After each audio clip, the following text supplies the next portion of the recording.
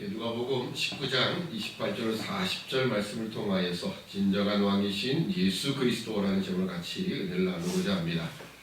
오늘이 벌써 이제 종려 주일입니다. 예수 그리스도께서 예루살렘 성으로 나귀 새끼를 타고 입성하실 때에 백성들이 종려나무 가지를 흔들며 호산나 외치며 환영했다라고 해서 이를 우리가 종려 주일이라 이렇게 명명을 하고 있습니다. 예수님이 예루살렘 성으로 들어가실 때 그때가 유월절이었기 때문에요. 각지에서 사람들이 많이 모이던 그런 때입니다.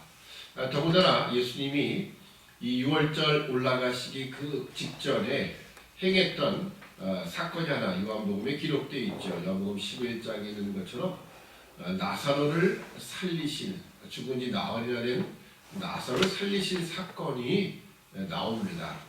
그래서 그것 때문에 예수님에 대한 소문이 자자하게 퍼졌고 이것 때문에 더 예수님을 보려고 하는 무리들이 많았을 것이다. 그런 면에서 예루살렘 성으로 지금 들어가시는 그 장면을 그런 배경 속에서 우리가 좀 이해를 할 필요가 있습니다.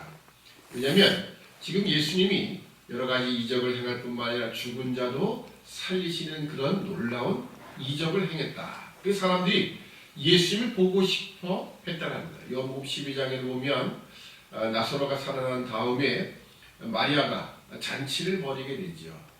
그럴 때 동네 사람이 예수님 뿐만 아니라 나사로도 보기 위해서 얼마나 많은 사람이 모였는지 모릅니다. 자, 그런 상황에서 가장 예수님을 가장 눈에 가시처럼 여기는 사람들이 누구였겠는가? 그건 바로 그 당시 종교 지도자들인 대제사장, 서기관, 그리고 장로들, 이런 자들의 눈에는 예수님이 눈에 가시처럼 될 수밖에 없습니다. 이게 로마의 입장에서 보면 로마는 이스라엘 백성들은요, 이 유다 백성들은 좀 특이한 백성들입니다. 뭐 틈만 나면 자기의 종교적인 명목을 통해서 로마에 심심치 않게 반기를 드는 그런 민족이었습니다. 그러니까 빌라도 입장에서 보면, 로마 정부 입장에서 보면 백성들이 많이 모이는 이 6월절 같은 절기에는요, 아주 촉각이 곤두서 있는 겁니다. 병사들을 다시 점검하고 그리고 그들을 배치하며 혹시라도 있을 소요 사태에 늘 만반의 준비를 할 수밖에 없는 그런 시기가 바로 이 6월절입니다. 그런데 이 6월절에 예수님이 나귀 새끼를 타고 예루살렘 성으로 들어가시면서 백성들은 그분을 환영하며 소리를 지르는 거예요. 이런 장면들을 우리가 너무 쉽게 예수님은 이제 왕으로 입장하신다, 그런 의미에서 이렇게 나귀 새끼를 타셨다, 뭐 겸손해와 평화여, 너무 쉽게 결론을 내릴 수는 없고요. 그리고 그 이전부터 좀 확인해 볼 필요가 있습니다. 왜 예수님이 어떻게 보면 좀 그 당시의 종교 지도자들이나 또는 빌라도의 입장에서 볼 때에 예수님이 지금 무모한 짓을 하고 계시는 것과 같은 겁니다. 지금 누구든지 다 신경이 곤두서 있고 날카로울 수밖에 없는, 조그만 문제라도 있으면은 이게 큰 소용돌이로 빨려 들어갈 수밖에 없는 그런 지금 환경 속에서 예수님 왜 구태여 많은 사람의 환영을 받을 만한 그런 입장을 하시는가 라고 하는 겁니다. 우선적으로 보면 예수님께서 이제 나귀 새끼를 타시는 그 장면까지 이야기가 오늘 본문 안에 기록이 되어 있습니다. 예수님께서 감람원이라는 산의 벳바기아 베다니에 가까이 왔을 때에 제자 중 둘을 보내시면서 건너편 마을에 가면 거기에 아직 한 번도 사람을 태워본 적이 없는 나귀 새끼가 매여 있는 것을 보게 될 것이다. 그러면 그걸 풀어서 갖고 오너라. 이게 사실 좀 그렇지 않습니까? 지금 남의 거를 갖다 그냥 이렇게 가지고 오신다는 거예요. 사실 좀 예수님의 성정이나 모든 면에 맞지 않는데, 그렇게 하면 누가 이거 왜 남의 거를 갖고 가느냐라고 하면 주께서 쓰시겠다 하라. 그러면 준다라는 거예요. 실제로 가서 나귀 새끼 매여 있는 것을 보게 되었고요. 그걸 풀어가려고 했더니 야, 왜 남의 걸 끌고 가냐? 그때 주께서 쓰시겠다. 그랬더니 아무 말 없이 그걸 내주는 거예요. 우리가 이 장면을 단순하게 생각하면 안 됩니다.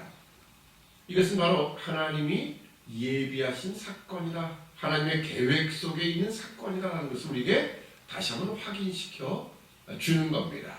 무엇을 위해서 그랬을까요? 그건 바로 예수 그리스도께서 진정한 왕이시다라고 하는 겁니다. 그래서 이미 스가랴서에 이 내용이 예언이 되어 있는 겁니다. 스가랴서에 보면은 9장 4절 5절에 이렇게 이야기합니다. 시온 사람들에게 말하라. 보라, 너희 왕이 오신다. 그가 겸손하여 나귀를 탔으니 어린 나귀 곧 나귀 새끼이다. 바로 이 말씀입니다. 그러니까 구약 성경에 하나님이 이미 선지자를 통하여 말씀하신 것, 그것을 지금 이곳에서 바로 성취되었다라고 말씀해 주는 겁니다. 예수님께서는 단순히 지금 무모한 짓 또는 지금 성경에 맞지 않는 그런 일들을 행하시는 것이 아니라 구약 성경에 예언된 하나님이 계획하신 그 일들을 이루시며 이 일에 나귀의 주인도 그것을 주께서 쓰시겠다니 그냥 내어드리는 거예요. 이 모든 것을 통해서 바로 성경은 우리에게 예수 그리스도가 바로 진정한 왕이시다라는 것을 보여주는 겁니다. 제가 서두에 말씀드렸듯 지금은 모두가 다 촉각을 곤두세우며 혹시라도 이 예수가 무슨 일 하니까 전부 신경을 거기다 다 집중하고 있는 때입니다. 수많은 사람들이 운집해 있지요.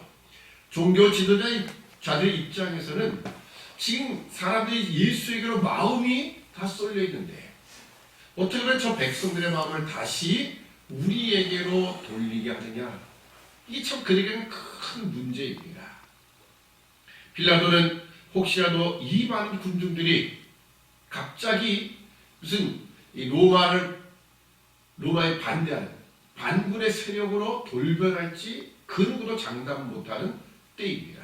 근데 호산나 호산나 외치는 왕의 입장을 알리는 그 장면을 보았더니 아마 빌라도나 그 당시 로마 군사들 아마 다 코웃음을 쳤을 겁니다.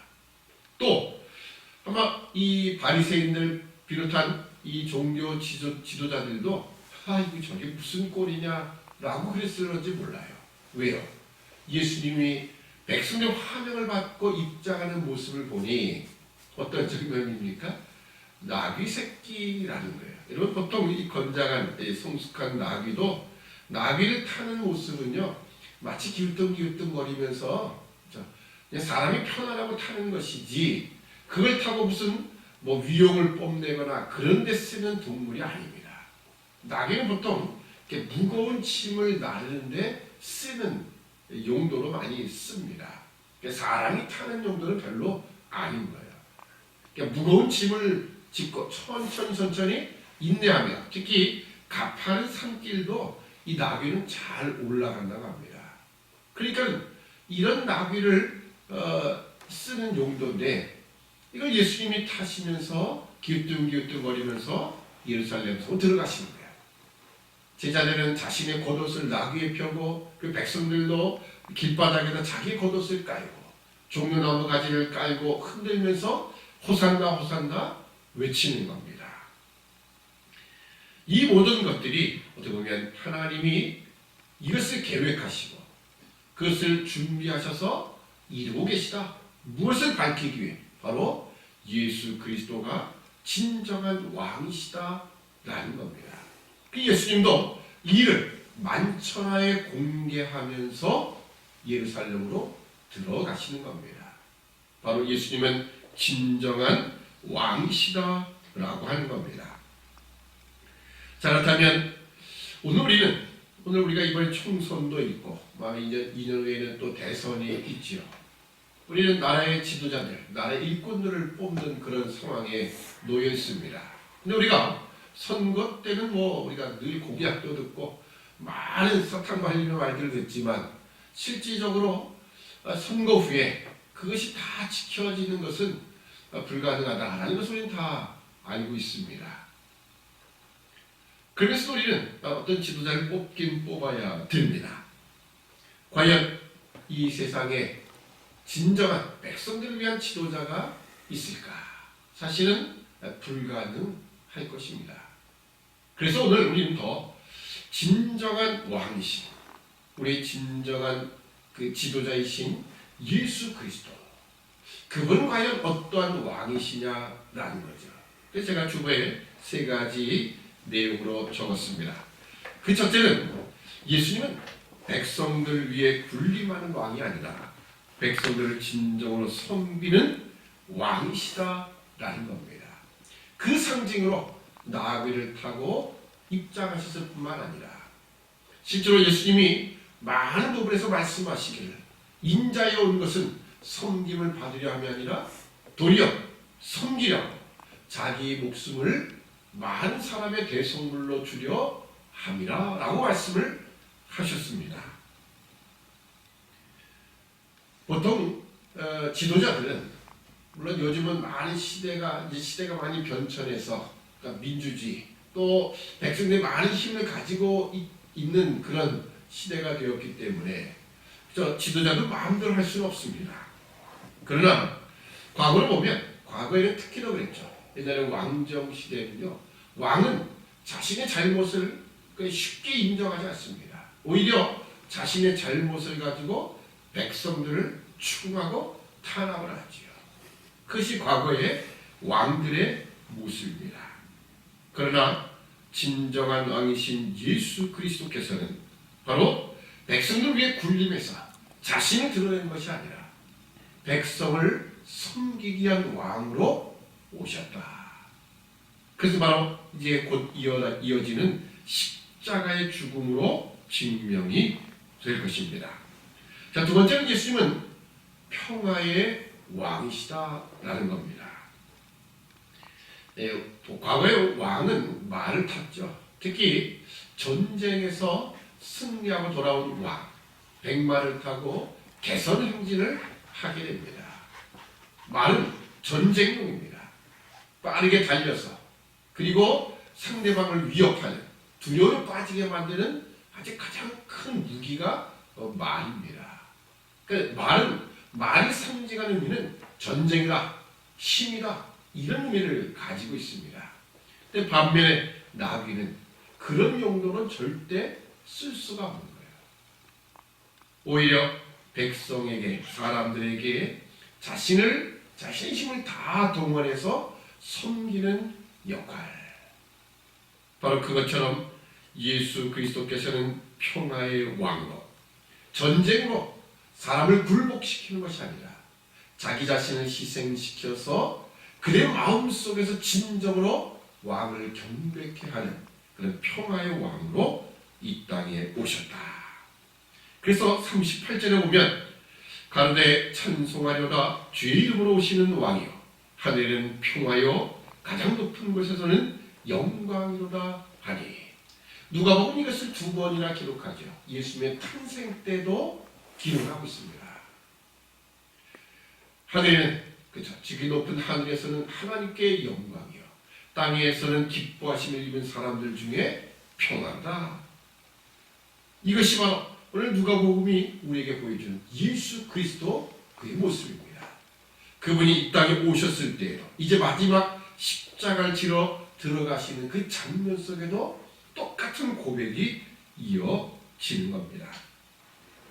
자, 셋째로 예수님은요 하나님의 뜻을 따르는 왕이었습니다. 이 세상의 모든 왕들은 자신의 뜻을 펼치려고 하죠.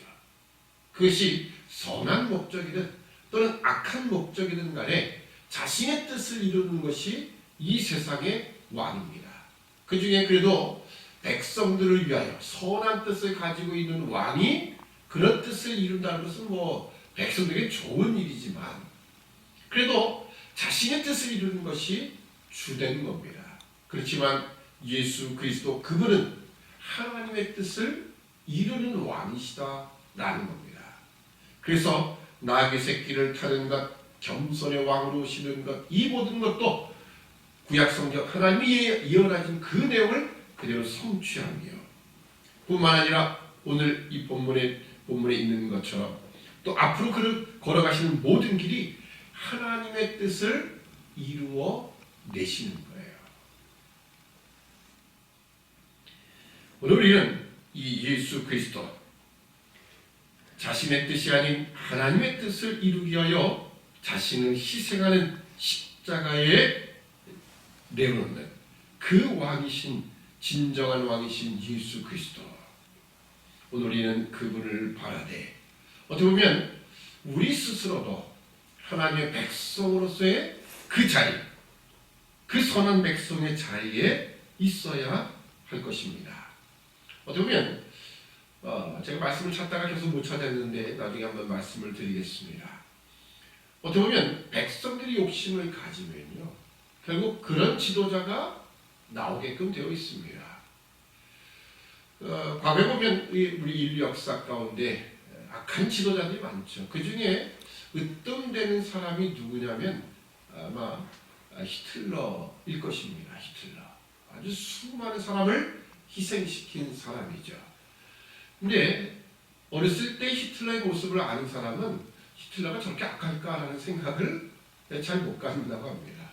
어떻게 저런 사람이 나중에 그 많은 사람을 죽이는 사람이 되었을까라고 하지만 사실 그런 2차 대전을 바라보는 여러 가지 시각들이 있지만 어떤 제가 책을 하나 읽어봤는데 그 책에는 이런 측면에서 히틀러를 평가를 하더라고요. 그 뭐냐면 경제적인 측면에서였습니다.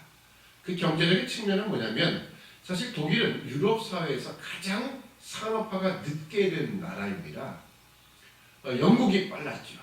또 뭐 스페인 그리고 프랑스 이런 나라는 다 산업혁명이 빨리 일어났어요. 산업혁명이라는 건 이런 겁니다. 물건을 대량으로 막 생산할 수 있는 거예요. 뭐 지금처럼은 아니더라도 작업을 단순화시켜서 사람들이 물건을 생산하는 일이 빨라졌어요. 물건이 많아졌어요. 근데 물건이 많아지면 무엇이 문제가 됐냐? 이것을 소비할 데가 없으면 이거 뭐 만들어봤자 아무 소용이 없는 거예요. 그래서 사실은 식민지 개척이라는 것이 그런 겁니다. 유럽사에서 더 이상 팔 데가 없어요. 이거 어떻게 합니까? 그 엉뚱한 데 가서 팔아야 되는 거예요. 근데 그냥 팔리겠습니까? 가서 무력으로 점유해. 야, 너 이거 써. 이런 상태가 돼버린 거죠. 자원을 착취했다. 또 노동력을 착취했다. 이런 것도 있지만 실제로 그런 면이 경제적인 측면이 있다는 겁니다. 근데 독일도 산업화가 되긴 됐어요. 근데 문제는 뭐냐? 이미 다른 나라들이 다 물건도 팔아먹고 그리고 식민지도 다 만들어버린 거예요. 여러분 독일 식민지가 어디 있는지 아십니까? 독일은 식민지가 없어요. 왜요? 그만큼 늦었다는 거죠. 그들은 산업화가 돼도 뭐 이제 더 이상 물건 팔기 아무것도 할 게 없는 거예요. 그 백성들이 요구하는 게 뭐냐? 결국은 히틀러가 여기에 딱 맞은 거예요. 왜냐면 그 백성들이 만든 물건들, 그들의 모든 경제를 다 활성화시켜줄 인물이 필요했고 그걸 만족시켜준 사람이 바로 히틀러입니다. 그게 전쟁을 일으킨 거죠. 무력으로 그 이미 차지한 모든 것들을 다 빼앗으면 되는 거예요. 어떻게 보면 그것이 뭐 전체적인 그 평가는 되지 못해도 한 일면이 되는 것 같아요. 결국 백성들이 요구했던 것을 그 독재자가 이루어주는 겁니다. 오늘날 백성들이 무엇을 원하느냐? 과거에도 성경에 그런 이야기가 있죠. 사울왕이 등장은 결국 백성들이 요구하는 왕의 등장이었습니다. 우리를 지켜줄 왕, 우리의 군림하되 우리를 지켜줄 왕을 세워달라. 결국 하나님이 사울을 세워주는 거예요. 사울이 얼마나 독재했습니까? 결국 오늘 이 백성들이 어떤 자리에 있느냐? 우리는 진정한 왕이신 평화와 겸손과 그리고 진정 섬김의 왕을 요구하는지 그건 우리의 몫이라는 거예요. 뭐 정치적인 이야기는 아니지만 곧 총선이 있고요. 총선을 통해서 우리가 그런 면들을 늘 기억해야 돼요. 우리가 욕심을 가지는 면들, 그것이 혹시라도 그것 때문에 엉뚱한 지도자들을 뽑게 되는 것은 아닐까. 뭐 공약을 보니까 저기 프랭카드 거기를 보면 저게 도대체 뭘 하자는 이야기인가? 뭐 국가혁명 배당금당이요? 무슨 그런 당이 있더라고요. 그 전당지들 왔는 거 봤어요. 처음에 보는 건 어우야 이 정도만 되면 정말 잘 살겠다랄 할 정도로. 근데 가면 갈수록 더 터무니없는 이야기가 쫙 기록되어 있더라고요. 사람들한테 어떻게 그런 돈을 갖다가 1억씩 갖다가 쥐어줄 수 있겠습니까? 이게 말도 안 되는 이야기. 근데 아마 거기에 혹시라도 혹하는 사람이 있을런지 몰라요. 형편이 그렇다면. 자, 우리가 잘 생각해야 됩니다. 결국 욕심에 치우친 백성이 있으면요. 그 위에 그것을 이용해서 나타나는 독재자, 엉뚱한 지도자들이 있는 거예요. 우리가 단순한 우리 지역적인 또는 우리 개인적인 어떤 편의와 어떤 그런 것을 바라보고 그 지도자를 원한다면요. 결국 그 지도자는 우리를 이용해 먹을 것입니다. 오늘 제가 이 말씀을 드리는 것은 오늘 진정한 왕이신 자신을 섬김으로 마지막 희생함을 통하여서 백성들을 위하시는 진정한 왕이신 예수 그리스도. 반대로 얘기하면 이 세상은 그런 진정한 왕은 존재할 수 없다라는 겁니다. 우리가 언제나 예수 그리스도, 우리의 진정한 왕이신 예수 그리스도만을 바라볼 수 있는 그분을 따라가는 우리 믿음의 백성 되어야 할 것입니다. 기도하겠습니다. 사랑의 아버지 하나님, 은혜와 사랑을 참으로 감사합니다. 종료주의 예수 그리스도께서는 섬김의 왕으로, 겸손의 왕으로, 평화의 왕으로 오늘 이 땅에 그리고 예루살렘 성에 들어가시며 마지막 십자가의 사역을 이루심을 통하여 오늘 우리의 구속을 이루어주시는 그 사건을 우리가 크게 바라보며 오늘날 이 시대의 진정한 이 세상의 지도자가 누가 있을 수 있겠습니까? 우리도 우리 손으로 지도자를 뽑고 또 선거를 통하여서 우리가 또 이 국회의원들을 뽑고 있지만 하나님께서 직접 이 나라를 통치해 주시며 진정한 왕이신 예수 그리스도만이 오늘 우리를 다스린다는 이 사실을 다시 한번 기억하며 오직 예수 그리스도를 바라보는 그분만을 진정 사모하는 그리고 그분의 뒤를 따라가는 그분의 말씀을 따라가는 믿음의 백성 되도록 은총을 허락하여 주시옵소서. 감사하며 예수님의 이름으로 기도리옵나이다. 아멘.